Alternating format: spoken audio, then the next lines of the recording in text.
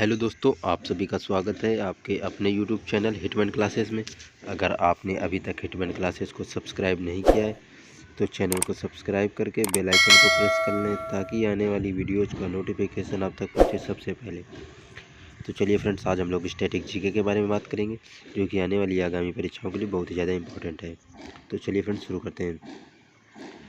पहला प्रश्न, क्षुद्र ग्रह की बेल्ट कहाँ पाई जाती है? क्षुद्र ग्रह की बात करें तो क्षुद्र ग्रह की बेल्ट मंगल और बृहस्पति ग्रह के बीच में पाई जाती है। चलते हैं नेक्स्ट प्रश्न पे। ताजमहल की भद्दी नकल किसे कहा जाता है? ताजमहल की भद्दी नकल की बात करें तो ताजमहल की भद्दी नकल बीबी के मकबरे को कहा जाता है। चलते हैं नेक्स्ट प्रश्न पे। लोनार झील कहाँ स्थित है? लोनार झील की बात करें तो यह महाराष्ट्र में स्थित है। लोनार झील महाराष्ट्र में स्थित है। चेचक का टीका किसके द्वारा खोजा गया? चेचक के टीके की बात करें तो इसका टीका एडवर्ड जेनर द्वारा खोजा गया। चलते हैं अगले प्रश्न पे।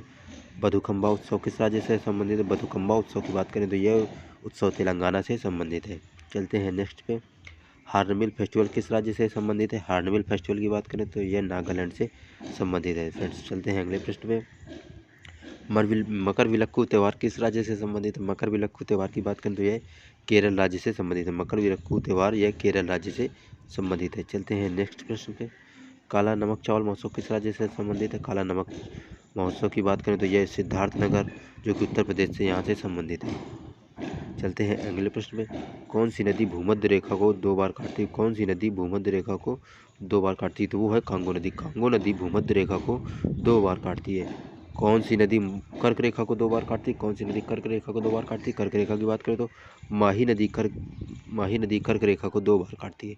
चलते हैं नेक्स्ट पे।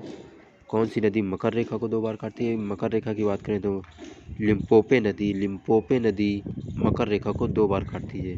चलते हैं फ्रेंड्स अगले प्रश्न में।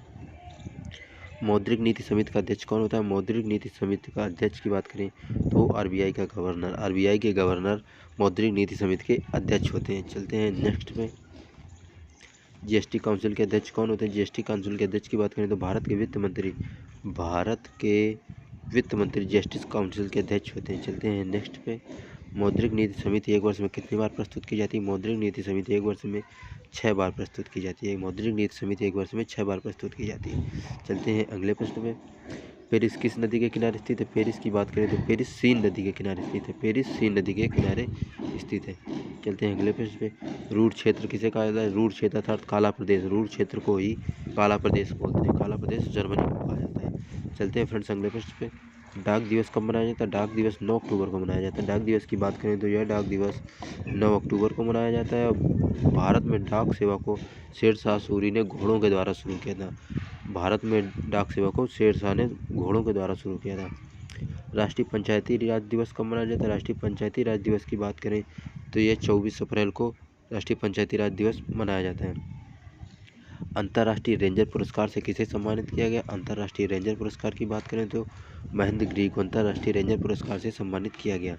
चलते हैं तो फ्रेंड्स, आज की क्लास में इतना ही रखते हैं। अगर आपने अभी तक हमारे चैनल को सब्सक्राइब नहीं किया है तो सब्सक्राइब कर लें। Thanks for watching my video.